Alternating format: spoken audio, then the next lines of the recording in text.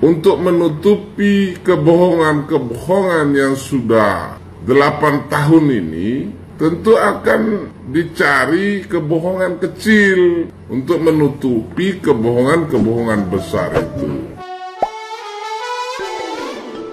Hola netizen yang tercinta, Polda Jawa Barat telah menangkap Peggy Berong, terduga pelaku kasus Pina Cirebon. Kini muncul terduga nama baru dalam kasus tersebut. Hal itu diungkap Rian Wisnu, rekan almarhum Eki. Dalam postingan di Facebook yang diunggah oleh salah satu akun, dia menulis keterangan dalam unggahannya. Rian mengecam perbuatan pelaku Ari Aldo pada 28 Agustus 2016 atau sehari setelah kejadian. Sebelumnya, Rian Wisnu sehari setelah tewasnya Eki dan Vina menulis postingan tentang sahabatnya tersebut. Rian dan Eki semasa hidup hubungannya terlihat sangat dekat. Sosok Ari Aldo ini sebelumnya tidak muncul dalam kasus ini. Apakah Ari Aldo ini nama asli dari Dani atau Andi belum diketahui secara pasti. Sementara 8 pelaku lainnya sudah menjalani vonis dan dihukum seumur hidup, dan 1 pelaku yang divonis 8 tahun sudah bebas.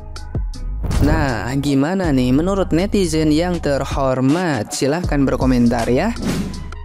Guys, kalian tahu apa yang kutemukan di akun si Linda yang lama? Kalian perlu lihat sih ini. Nah, ini kan akunnya dia yang lama kan, jadi istilahnya mungkin dia lupa sandi, jadi nggak bisa masuk lagi ke sini. Nah, postingan terakhirnya ini kan 2019. Nah, ini kan si Linda nih, mana ya, tunggu yang jelas mukanya. Ini deh, karena dia kemarin pakai hijab. Nah, oke, itu dia kan. Terus kita lihat di sini Aldo kan salah satu kan dibilang kan dari pelakunya. Nah ini kan Aldo guys, cuman akunnya ini dikunci. Nah ini si muka bengis guys. Ini kan Aldo. Terus ini kan ngikutin, terus mengikut. Mereka ini saling mengikutin ternyata Aldo. Nah jadi udahlah, makin curiga sih kalau kayak gini. Serius makin curiga. Mereka saling mengikuti, artinya berteman, artinya saling mengenal. Menurut kalian gimana guys? Perlu kan si Linda ini dicecar pertanyaan? Nggak usah sebagai saksi aja kayak gitu loh. Apalagi nama depannya Andi, yang dimana selama ini kita kira Andi itu laki-laki, cowok, ternyata nama perempuan. Andi Melinda Putri. Kasusnya Vina ini menarik banget ya sekarang ya. Makin lama masyarakat kita semakin pintar sekali untuk menjadi FBI saudara-saudara. Dan satu hal sih yang gue pelajarin dari kasus Vina Cirebon ya kan, yaitu adalah ketika kita meninggal dalam keadaan tidak tenang, ketika kita meninggal dalam keadaan yang dizolimi ya. Lu bayangin men, kasus 8 tahun lalu aja itu bisa menjadi masif sekali dan diperhatikan oleh masyarakat saat ini. Emang tangan Tuhan tuh bener-bener dah ya. Gua kadang-kadang suka geleng-geleng kepala gitu. Dan lo tau apa? Mungkin ya, ini sih mungkin aja, di setiap tangisan ibu bapaknya yang bukanlah siapa-siapa, itu ternyata doanya selama 8 tahun ini diijabah cuy. Gokil men. Bapak ibunya Vina bukan siapa-siapa loh. Bukan pejabat, bukan ina, bukan itu gitu. Bahkan mungkin penghasilannya juga di bawah UMR Jakarta gitu. Tetapi lihat deh, doanya bener-bener diijabah. Jadi buat teman-teman, mulai dari sekarang kita mesti bener-bener buka mata supaya banyak kasus yang terjadi di negara kita itu bisa dijadikan contoh dalam kehidupan kita sehari-hari. So, I'm Miss Tiara signing out.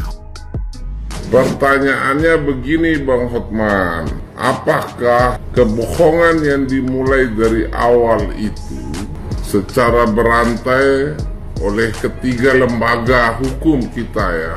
Yang pertama pihak lembaga hukum kepolisian, terus kejaksaan, bahkan pihak kehakiman, dalam hal itu para majelis hakim tuh. Jadi kalau sudah ada kebohongan dari awal, niscaya tidak akan menemukan kebenaran di bagian ujung.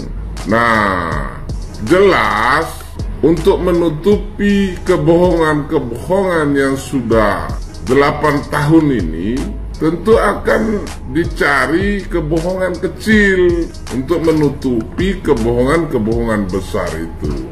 Nah ini susah kalau kita bahas sampai ujungnya, itu rasa keadilan yang mau dicapai itu di mana itu.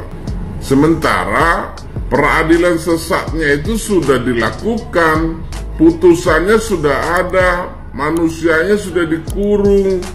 Nah, lalu beberapa hari ini ketiga DPO yang dimaksud itu yang selama ini katanya daftar pencarian orang yang tidak dipampang fotonya, ya kan?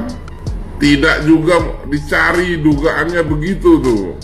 Lah mereka mau diapain lagi? Mau diproses dari awal. Loh, barang buktinya di mana dapat 8 tahun ini? Nggak mungkin ada barang bukti atas kejahatan yang terkait dengan perkara yang dimaksud itu. Intinya peradilan kita ini sudah sesat, ya. Harusnya atas kesalahan itu negara bersikap, ya, untuk melakukan sesuatu tuh demi menjaga martabat, wibawa dan kehormatan rakyat sebagai pemegang kedaulatan tertinggi. Jadi seperti itu. Ini kita ini jadi susah, kita jadinya bermain sesuatu di air keruh kan jadinya ini. Apa maksudnya kita ini? Ya, skenario apa lagi yang mau kita bangun? Ya, ini drama apa lagi? Panggung sandiwara apa lagi yang mau kita bangun ini? Untuk menutupi kasus apa lagi? Kita bingung juga. Salam demokrasi. Karena kasus Vina ini memang sengaja saya continue dan selalu membicarakan mengenai kasus ini. Karena pengaruh dari netizen-netizen itu mengenai kasus-kasus besar itu sangat berpengaruh sekali. Kalau bukan dan tidak terlepas dari teman-teman netizen, ya 8 tahun yang lalu kemana aja penegakan hukum untuk menegakkan keadilan buat keluarganya Vina. Nah, setelah netizen mengetahui semua, bagaimana? Mabes Polri sudah membuat pernyataan siap membantu. Kabar Reskrim Polda Jawa Barat. Nah, yang ingin saya sampaikan kepada teman-teman adalah tolong bapak-bapak kepolisian, mungkin tidak ada salahnya kita bertanya ya. Saya betul-betul kalau melihat dan menganalisa itu Linda, salah satu sahabat almarhum Vina, itu tolonglah diperiksa secara transparansi sehingga semua penggiat sosial media netizen mengetahui. Jadi tidak ada argumentasi netizen yang katanya liar dan segala macam. Netizen berpendapat dan memberikan keterangannya yang katanya liar kemana-mana, yaitu karena ada ketidaktransparansi sehingga logika akal teman-teman itu juga kemana-mana berpikirnya.